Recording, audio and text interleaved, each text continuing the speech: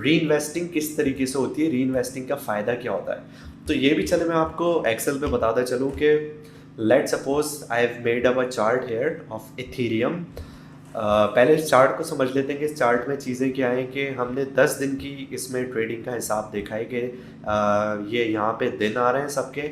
Ethereum की price आ रही है डे 1 पे, लेट सपोज आज 1000 है, कल 1150 हो रही है, परसों 1200 हो रही है, उसके बाद 1150 हो रही है। इसकी वैल्यूज़ फ्लक्चुएट हो रही है। ये मेरा इन्वेस्टमेंट पोर्शन है, ये मेरी ओपनिंग वैल्यू है अपनी इन्वेस्टमेंट की, और ये मेरा प्रॉफिट है। तो लेट सपोज जब एथेरियम की आज value for the sake of argument अगर $1000 है, मैंने इसमें $100 लगाए स्पॉट ट्रेडिंग में, मीन्स मैंने इन्वेस्ट करे वन टाइम $100 और मुझे आज प्रॉफिट हुआ $10 का। तो मेरा डेली प्रॉफिट परसेंटेज बनी $10, 10%। और मेरी क्लोजिंग वैल्यू आज मेरे दिन ख़त्म होने के बाद जब मैंने अपनी ट्रेड से जब मैं बाहर निकला तो मेरे डॉलर 110 हो चुके थे।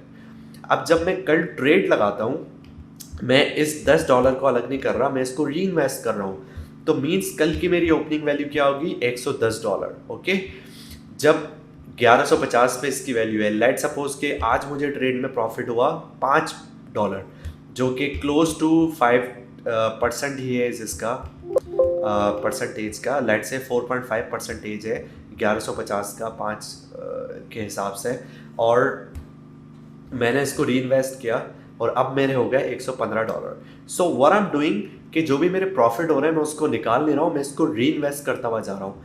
तो वक्त के साथ साथ इवन दो कि एथेरियम की वैल्यू तो बढ़ रही है, लेकिन मेरी ओपनिंग वैल्यू प्रॉफिट्स के साथ साथ भी इंक्रीज हो रही है। Did you get it? कि आज अगर मेरा प्रॉफिट 15 हुआ है, that's 13%, around 13% of the profit when the Ethereum बढ़ते बढ़ते $1200 पे आ चुका है।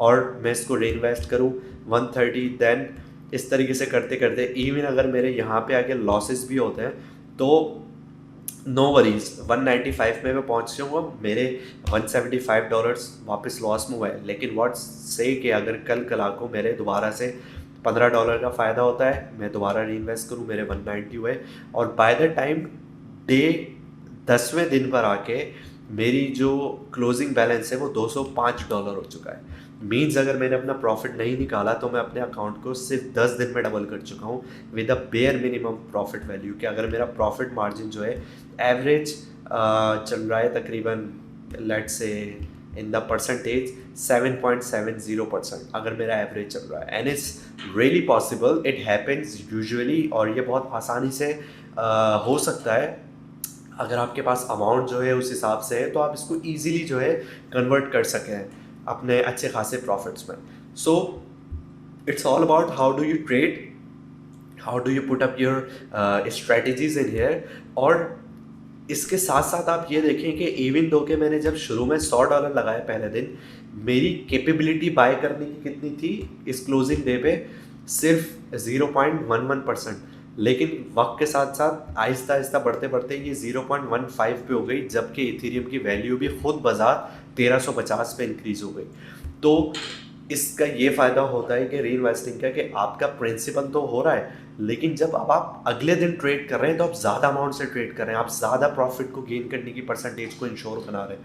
आसान लफ्ज़ों में कि आज मेरे पास $1000 है, मुझे आज $100 का प्रॉफिट हुआ, तो जब मैं कल ट्रेड करूँगा मैं $1000 से नहीं करूँगा, मैं $1100 से कर रहा हूँ। अब कल अगर मेरा $150 का प्रॉफिट हुआ तो परसों जो है मैं $1250 से ट्रेड कर रहा हूँ। तो प्रॉफिट्स इस तरीके से अगर री इन्वेस्ट होते तो बहुत आसानी से हम अपना पोर्टफोलियो मैक्सिमाइज कर सकते हैं। और एक स्ट्रेटजी ये होती है कि हम महीने में पूरी कोशिश करते हैं कि जितने प्रॉफिट एंड लॉसेस हो सके वो हो, और महीने के एंड में हम उसको प्रॉफिट को निकालते हैं, इंस्टेड कि जब प्रॉफिट है उसको निकाल लिया जाए, तो उससे हमें ज़्यादा प्रॉफिट की जो है इंश्योरिटी नहीं मिलती। So this is your reinvesting method to maximise your profits.